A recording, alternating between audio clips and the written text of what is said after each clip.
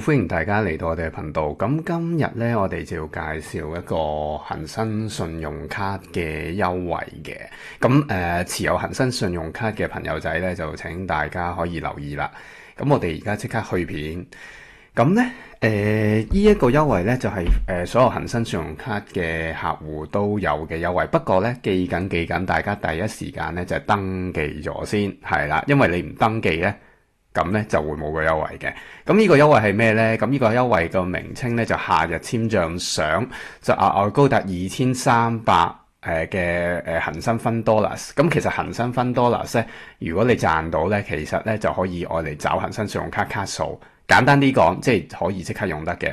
或者呢，就如果你用 YUU 嗰隻信用卡呢，就係有46萬嘅 YUU 積分最多啊嚇。咁啊講翻詳細情況，咁佢個推廣日期呢，就由你登記日開始，至到咧去2026年8月31號，咁我稍後講俾大家聽咧係點樣登記嘅。咁咧就分幾個階段啦，就係2026年6月全個月、7月全個月、8月全個月。咁個優惠係咩？睇翻畫面咧，個優惠咧就係首先有幾個獎賞嘅。第一個獎賞咧就係你舉例，我簡單啲講啦，當你由6月1至6月30號呢一個階段裏邊簽滿指定金額咧，就可以有呢個300嘅恒生分 dollars。咁佢要點樣咧？其實你最少咧就要簽滿6000蚊。如果你簽滿港紙6000，係啦，我問過噶啦，唔淨係港紙嘅。譬如有啲朋友仔移咗民嘅，喺英國、美國、加拿大、澳洲 click 全部都得噶啦。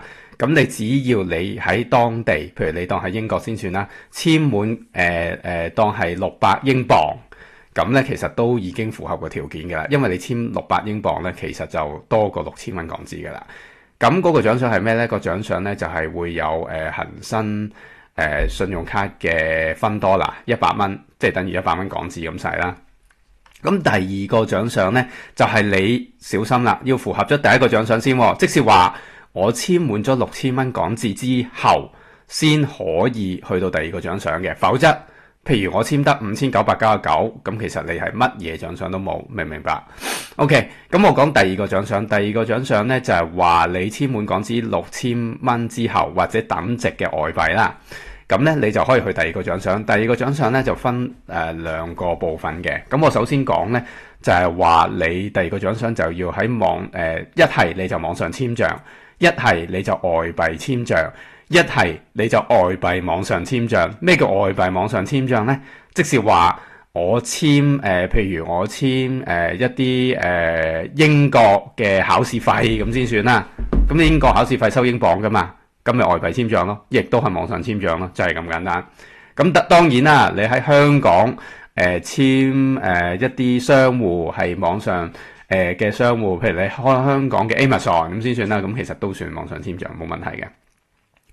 咁你簽港紙4000蚊或以上咧，咁咧就係會有呢個100蚊，即係如果你其他信用卡有100蚊啦，如果你恒生 Visa 卡咧，咁你就有200蚊嘅獎賞嘅。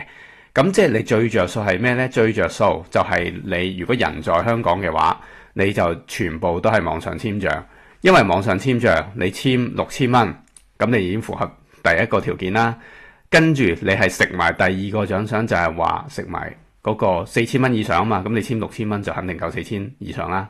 咁佢係累積性嘅，咁累積性即係點呢？即係咧你最少每單簽賬咧係要簽滿港紙等值500蚊港紙等值先得嘅。如果你唔係咁做嘅話呢，即係你嗰個簽賬係唔係500蚊以上嘅話呢，咁就 sorry 啦，咁就不計落去嗰個簽賬額裏邊嘅。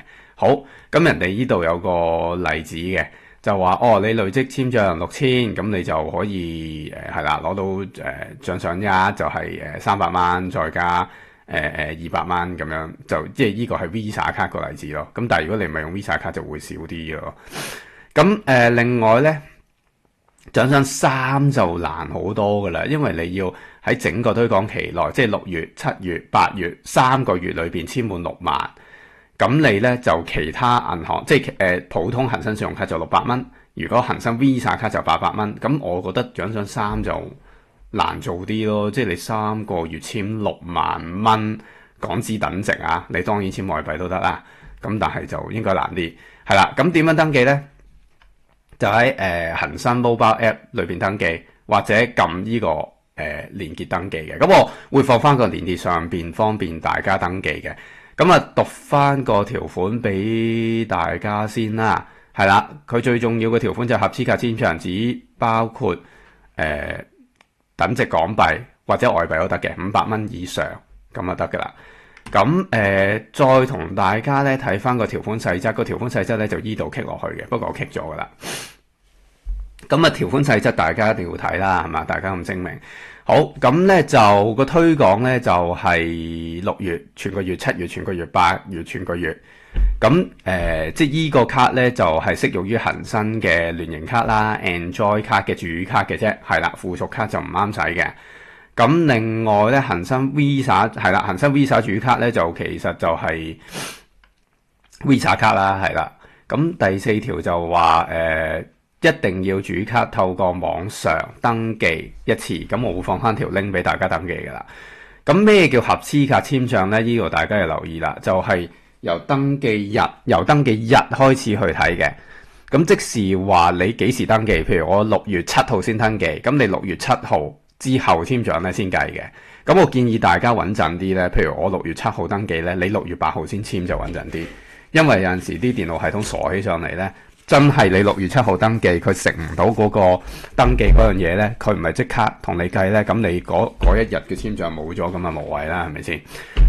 咁睇唔睇到個合資格簽賬？只包括港幣或者或者係等值嘅外幣，港紙500蚊或以上嘅交易。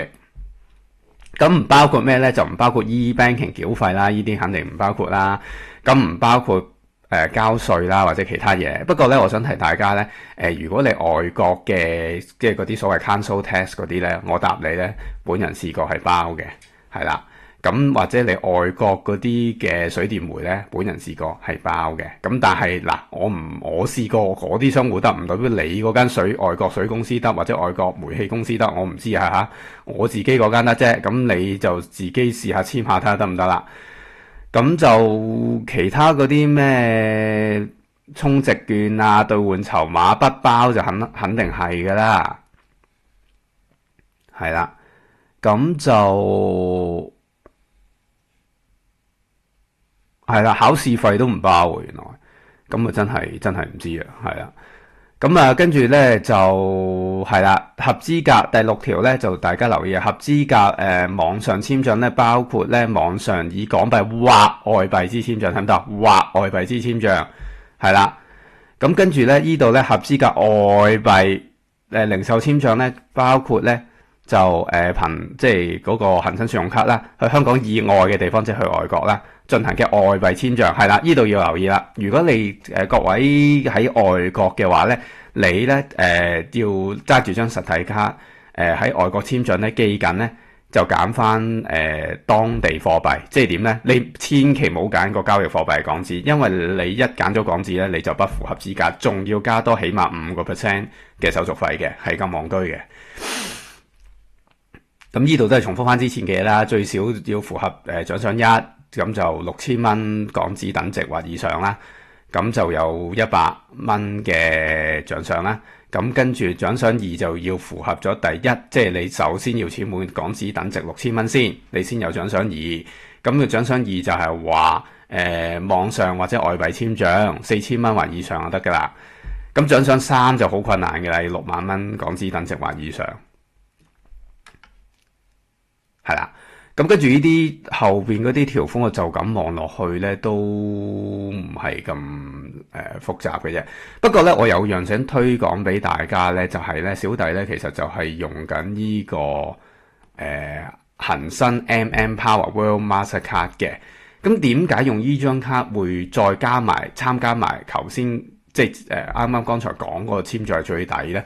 因為如果你用呢個 Power 卡咧，咁佢咧係有啲咩着數咧？就係話合資格指定商戶咧就8% 回贈，咁咧娛樂網上服飾商戶就8% 回贈。咁每月有上限額，每月即係每月嘅1月1即係1號至到30號嗰個咁樣計㗎嚇。佢個每個月就係咧就有最多攞分多啦嘅，即係我計過咧，大概簽咧港紙等值8000零蚊到咧，咁你就會爆噶啦，視乎你個回贈係幾多嚇。咁啊，總之你大家計錯啦，就500。你計完呢啲百分比之後咧，就係最多每個月，即係每月1至30號咧攞500蚊回贈嘅啫。咁咧合資格網上零售簽賬就5%，合資格外幣簽賬4%。咩叫合資格外幣簽賬？即係話你個人根本喺外國去簽。嗱，我哋睇下係咪 4D 係咪咁解啊？ 4D 就係合資格外幣簽賬，就係香港以外國家即係外國啦。實體店以外幣簽賬係啦。咁所以咧，譬如大家移民咗去朋友仔用咧，非常着數嘅原因就係話佢有4% 回贈，再加頭先嗰啲幾百蚊回贈，其實都有6%。不過大家要減翻咧2% 嘅外幣簽賬嘅手續費，即是你當淨係攞呢4% 回贈，其實你減2%，你都淨賺2%。咁當然啦，你如果係合資格網上零售簽賬，你係簽外幣嘅，你5% 簽賬咧減2%，即係3% 咯。咁上邊呢兩個就應該冇乜用㗎啦，呢兩個就香港有用咯。咁你譬如話 4A 條係咩合資格嘅商戶咧，就應該係我冇記錯咧，就應該有機會係香港嘅啫。Amazon、GU、Lululemon、淘寶、Uniqlo 嘅網上或者香港實體店，咁有8%。咁娛樂嗰個咧就我哋睇 4B 啦。娛樂乜嘢叫娛樂咧？